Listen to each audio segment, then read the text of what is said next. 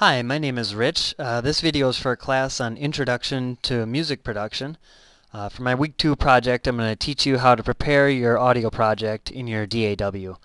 So I'm going to go over 5 different things to set up before you start doing your recording and working within your DAW. And that's setting up your project name and location, setting your digital audio preferences, your recording file type, your hardware settings, and then setting your buffer size. So first, setting up that project name and location. I'm in Kukos Reaper as my DAW. It's pretty standard DAW.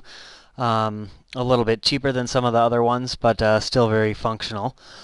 And I have a project here that I'd like to save. So I have a couple tracks, and then in order to save that, I'm going to go into File, Save Project As, and then I have a folder in my documents called Music Projects. So I'm going to save it in Music Projects as let's say Reaper Project 1. And then I'll save that, and before that I'm going to select Create Subdirectory for the project and copy all media into the project directory. So I'm going to save and do that, and then just to double check, I'm going to go into my Explorer and into my Music Projects folder and see that my music project is there. And then I have the main project file, and then I have the sound files, the track files that are also made that go into that project file. So next thing I'm going to go over is setting your digital audio preferences. I'll go over how to set up your sample rate and bit depth in Reaper. So in order to do this, I'm going to want to go to File, and then go into my Project Settings, which is right here. And then in the Project Settings tab, I can set my sample rate. Here I have it at 44,100 hertz. Let's say I want to bump that up to 48,000 hertz. That means it's going to generate 48,000 samples per second.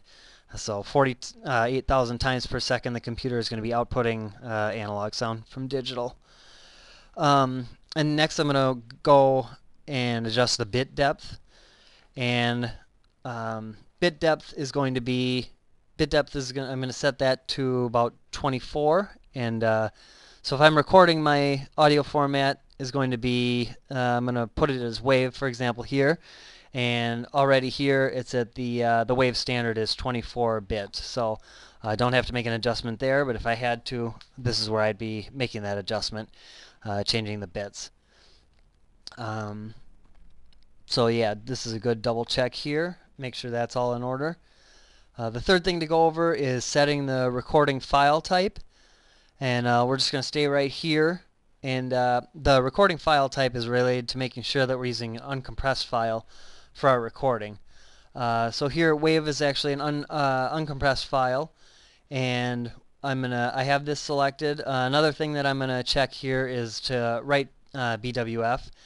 That just added some additional metadata to the WAV file. Just a little bit of extra information when we're outputting that. For number 4, setting our hardware settings, especially as it pertains to the audio in-out. On Reaper, we change here and we go into Options, and then Preferences, and then within the Preferences there's a audio section. So audio here, go into our device, and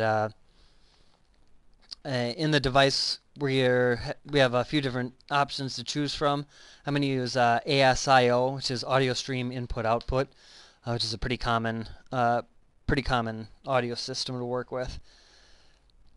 And then finally, setting our buffer size. So we're going to stay right here, and then we're going to look at we're using this ASIO driver. We're going to go to the ASIO configuration.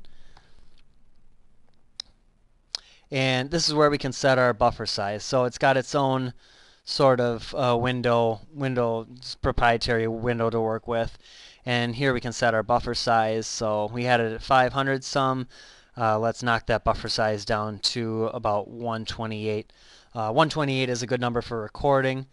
But you can adjust this up or down, especially for going up for playback mixing, which will allow more plugins, more information. So the lower it is, the better performance you're going to get. The higher it is, you're going to get more samples, but it's also going to create some drag on your computer that you might not want to have when you're recording. So thanks for listening to this tutorial. Please give me any feedback or any other information you think that I left out. Thank you.